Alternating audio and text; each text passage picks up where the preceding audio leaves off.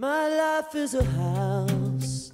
You crawl through the window, slip across the floor and into the reception room. You enter the place.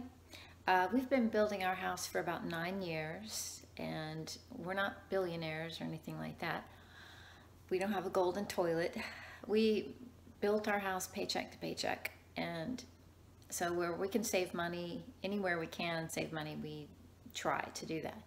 We told the electricians to go ahead and put the outlet covers in, the cheap ones, standard outlet covers, for example, and I thought, well, I'll just spruce them up later. So now the time has come, and I just wanted to show you what I did to add that little personal touch. So let's go over here. All right, as you can see, we have something called, I use something called Slick. Can you see that? I hope I'm holding that right.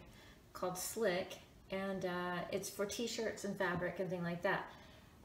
You just make a little pattern on there. There's a learning curve, of course, because you have to get used to kind of dripping it on there. I'm still perfecting that technique.